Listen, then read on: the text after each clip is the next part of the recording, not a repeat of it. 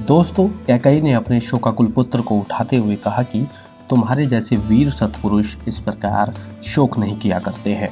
भरत ने दुखी होकर अपनी माता से कहा, मैंने तो यह सोचा था कि महाराज श्री राम का राज्य अभिषेक करने वाले होंगे। यही सोचकर बड़े ही हर्ष के साथ मैं यहाँ आया था, किंतु यहाँ आने पर सारी बातें मेरी आशा से विपरीत हो गई हैं। मैं अपने पिताजी को नहीं देख पा रहा हूँ, इस कारण मेरा हृदय फटा जा रहा है। इस प्रकार विलाप करते हुए राजकुमार भरत कैकई से कहते हैं कि श्री राम को मेरे आने की सूचना दी जाए। बड़ा भाई पिता के समान होता है। अब राम ही मेरे पिता समान हैं। अब श्री राम ही मेरे आश्रय हैं। मैं उनके चरणों में प्रणाम करूंगा। बेटे की यह बात सुनकर कैकई ने भरत से कहा कि श्री राम देवी सीता के साथ दंडक वन में चले गए हैं और लक्ष्मण भी उन्हीं का अनुसरण करते हुए उन्हीं के साथ चले गए हैं। कैकई की यह बात सुनकर भरत डर जाते हैं और अपनी माता से पूछते हैं कि श्री राम के हाथों ऐसा कौन सा अधर्म का कार्य हो गया था जो उन्हें वन में जाना पड़ा। तब कैकई ने भरत को समझाते हुए कहा कि राम ने कोई भी अधर्म का कार्य नहीं किया था। पुत्र, वो तो जब मैंने सुना कि महाराज श्री राम का अभिषेक करने जा रहे हैं, तब मैंने महाराज से बाकी 2 वर मांगे।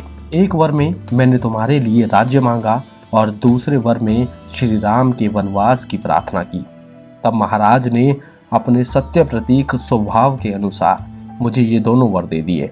माता के द्वारा यह दूसरी अप्रिय बात कहे जाने पर भरत और भी दुखी हो गए थे और संतप्त होकर अपनी माता से कहने लगे कि तूने मेरे पिता को परलोकवासी तथा श्री राम को वनवासी बनाकर मुझे दुख पर दुख दिया है। तू इस कुल का विनाश करने के लिए काल रात्रि बनकर आई है। तुम्हें पत्नी बनाने से पहले मेरे पिता को यह बात क्यों नहीं समझ में आई कि तूने मोहवश इस कुल का सुख सदा के लिए छीन लिया है। राजकुमार भरत क्रोध में कैकई को देखते हुए कहते हैं कि तू लोभीन है, इसलिए मुझे नहीं पता था कि श्री राम के प्रति मेरा कैसा भाव है। तभी तूने यह राज्य पाने के लिए ये महान अनर्थ कर डाला है। श्री राम तो किसी की भी बुराई नहीं देखते हैं। उस पवित्र आत्मा को वनवास देने से तुझे क्या लाभ होगा? इस राज्य का भार मैं किस बल से धारण कर सकता हूँ?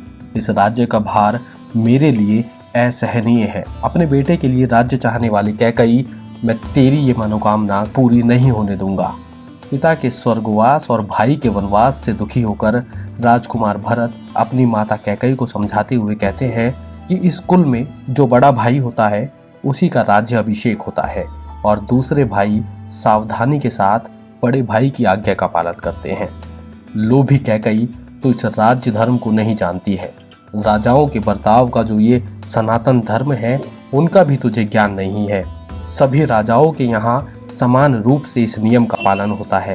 कैकई को फटकारते हुए कहते हैं, तू बुद्धिमान अश्वराज अश्वपति की कन्या नहीं है। तू उनके कुल में कोई राक्षसी पैदा हो गई है। तू पिता के वंश का विध्वंस करने वाली है। धर्म ने तेरा परित्याग कर दिया है। तूने अपने पति धर्म से गिरकर तेरा विचार बड़ा पापकर्मी है। मैं तेरी इस इच्छा को कदापि पूर्ण नहीं होने दूंगा। तूने मेरे लिए उस विपत्ति की नींव डाल दी है जो मेरे प्राण तक ले सकती है। मैं अभी से तेरा अप्रिय करने के लिए तुल गया हूँ।